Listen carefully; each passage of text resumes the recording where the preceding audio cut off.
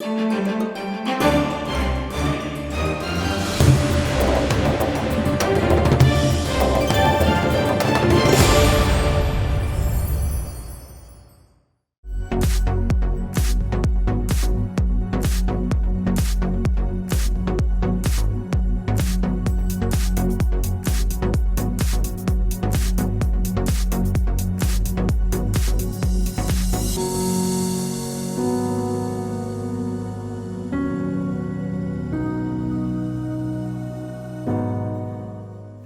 सबके छक्के छुड़ाने के लिए रेडी है शिवांकित और करिश्मा, जो छक्कों की सीरीज ही लगाने वाले हैं।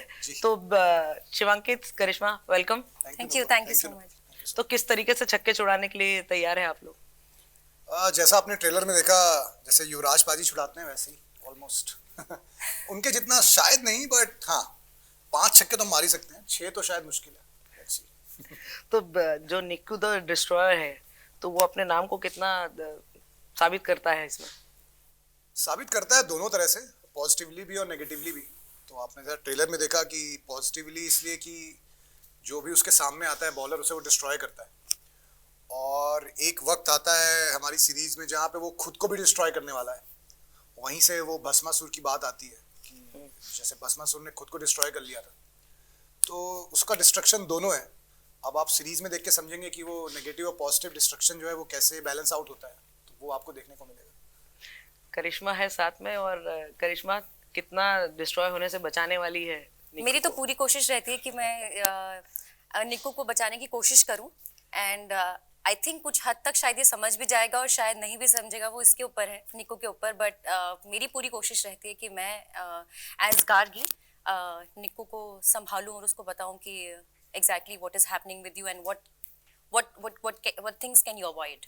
सो आई थिंक जैसे कि इंदौर की कहानी है, इंदौर से गहरा रिश्ता है आपका, तो थोड़ा वो बताइए कितना क्या कनेक्शन है और कितना कनेक्टेड फील हुआ इस सीरीज को करते हुए जब आप कर रहे थे? बहुत ज्यादा था, क्योंकि मेरा ये मानना है कि एज अ राइटर जब आप कहानी कोई लिखते हैं, बाय द वे मैं इसका राइटर भी हूँ, तो मैं उस पॉइंट ऑफ व्यू से ही बात करूंगा कहीं कहीं बीच बीच में।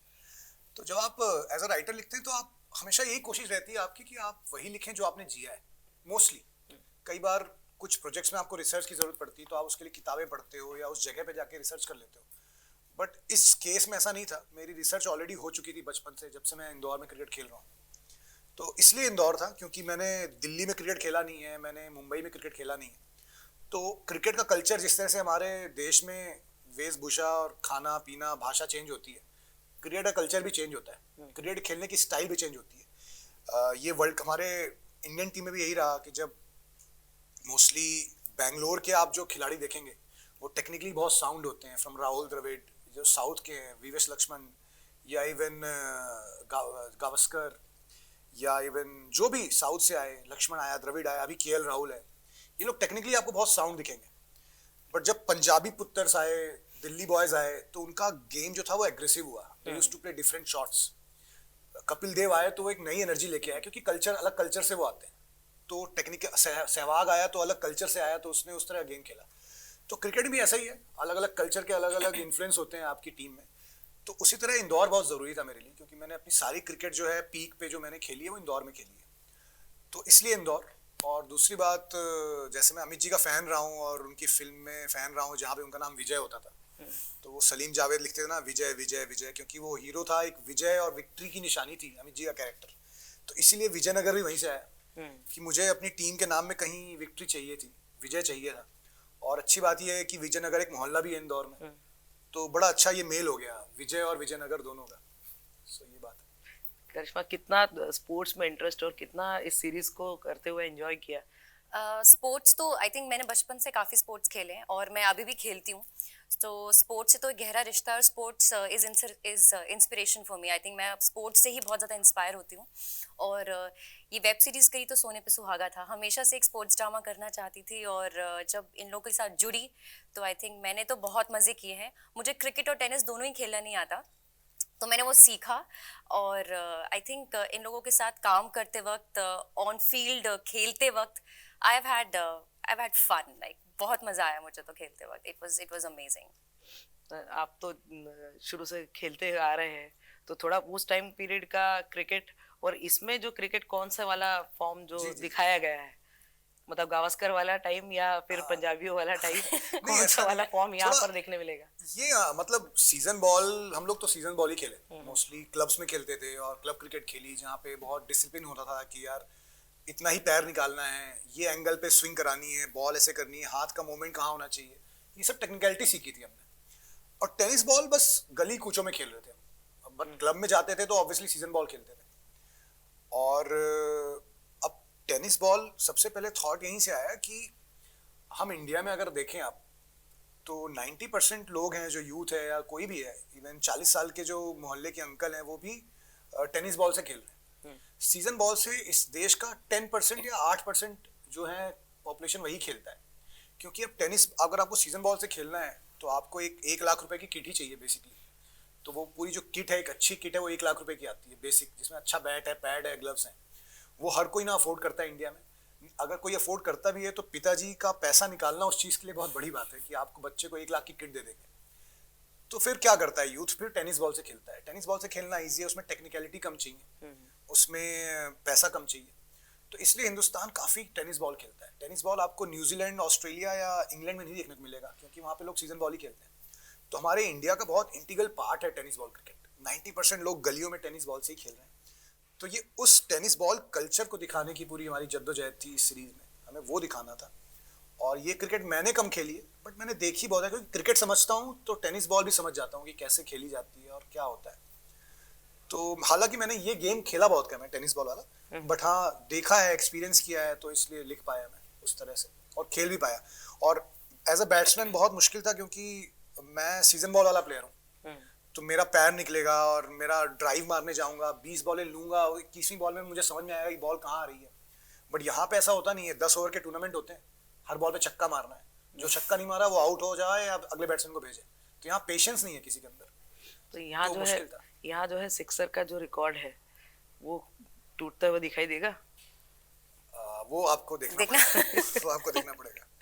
मतलब एक नो बॉल, अगर यूवी पाजी का रिकॉर्ड तोड़ना है तो एक नो बॉल चाहिए, तब जाके 7 छक्के हो पाएंगे एक ओवर में। तो बॉलर के ऊपर है कि बॉलर नो बॉल डालता है कि नहीं, और एक्स्ट्रा बॉल मिल जाए अलग बात है। जब ऐसे कोई स्पोर्ट्स सीरीज करते हैं तो अपने आप को उस सीरीज के हिसाब से मेंटेन करना, मतलब फिट, जैसे स्पोर्ट्स सीरीज है तो कितना अपने आप को और फिट रखना पड़ा, कितने चेंजेस हुए स्केड्यूल अपने डेली रूटीन के खुद को फिट रखने के लिए? इसके लिए कुछ स्पेशल, कुछ डाइट, कुछ फॉलो, ऐसे कुछ कोई किया सब लोगों ने? स्पेसिफिकली कोई डाइट नहीं। आई थिंक मुझे लगता है कि मोर देन फिजिकली आपको मेंटली भी बहुत प्रिपेयर करना पड़ता है इस चीज़ के लिए। और जैसे कि मैंने कहा कि मैं क्रिकेट खेलती नहीं, तो स्किल को बेसिक तो मुझे आना ही चाहिए था, मतलब to be a part of this series basics तो आपको आना चाहिए। ऑफ कोर्स फिजिकली आप ये रहो, क्योंकि आप 15-15 घंटे आप शूट कर रहे हो, तो आप में इतनी तो ताकत है ना कि जब आपका शॉट लगे तो आप जाके प्रॉपर्ली रन, ऐसा भी नहीं है कि एक बार आपने एक शॉट लिया और आपका हो गया, you have to keep doing it.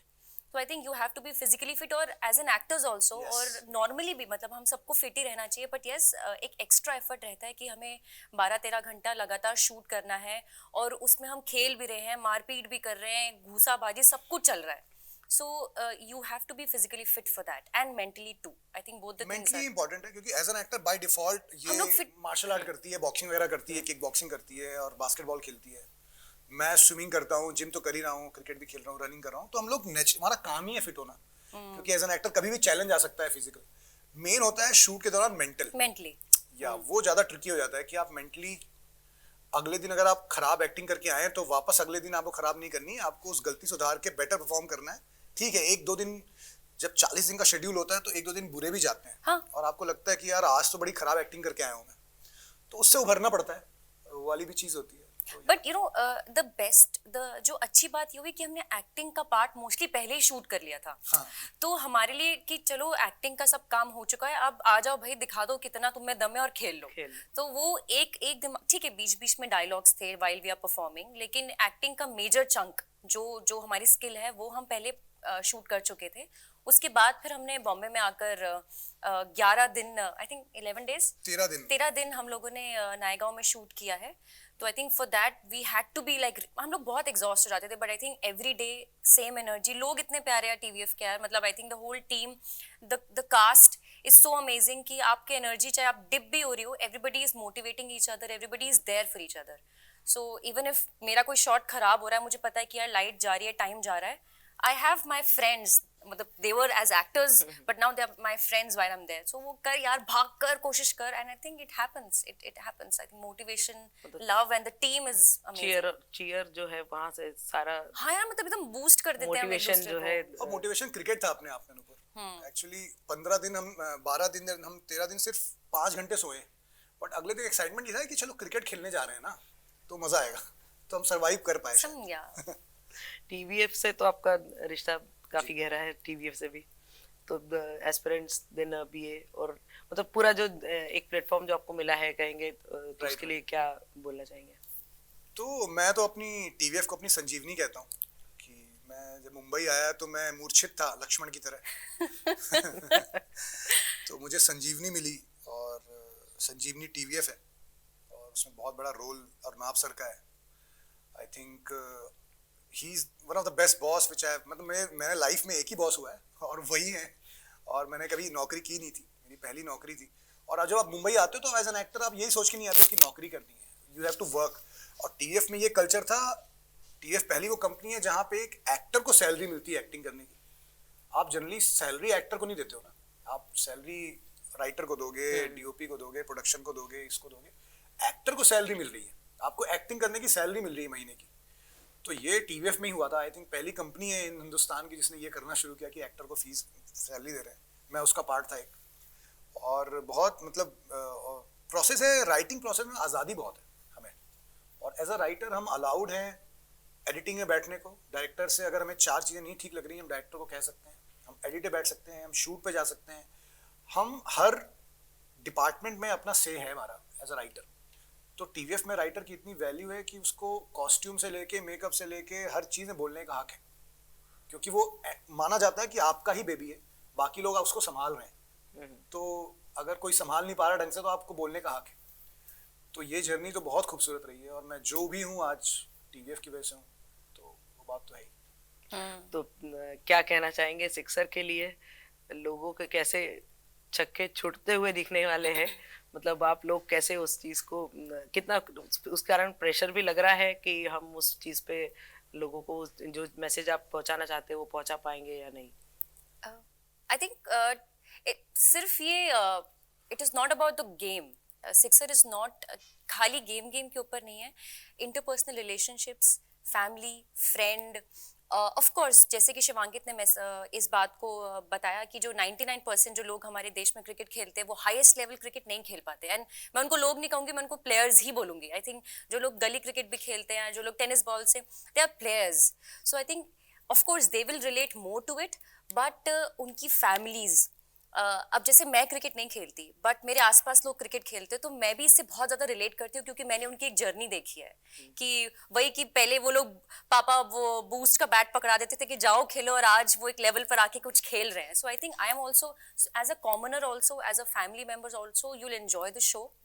Of course, cricket people will love it, but I think people in all districts who have watched and who have experienced cricket closely will love the show. So हमारा ये कि ये कहानी उन लोगों की है, कहानी उन लोगों की है। ये कहानी उसकी नहीं है जो इंडिया खेलना चाहता है, ये कहानी उन लोगों की जो मोहल्ले में खेल रहे हैं, गली क्रिकेट गली क्रिकेट खेल रहे हैं, और उसमें भी एक स्टेक है। हालांकि 5 लाख 6 लाख प्राइज मनी है, छक्कों के पैसे हैं, बट मेहनत इंटेंसिटी वही है जो शायद विराट कोहली या रोहित शर्मा की उनके मैदान में वर्ल्ड कप में होती होगी।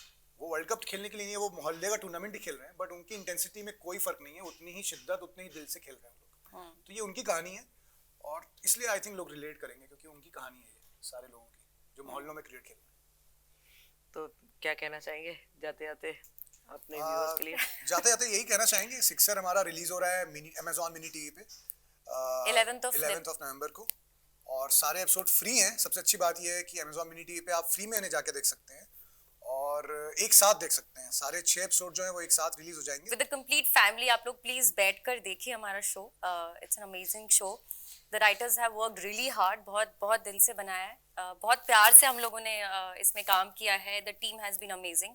सो आई थिंक जाइए और सिक्सर देखिए 11th को Amazon मिनी टीवी पर, which is for free, and I'm sure you're going to love it. Thank you thank you, Thank you, all the best. Thank you.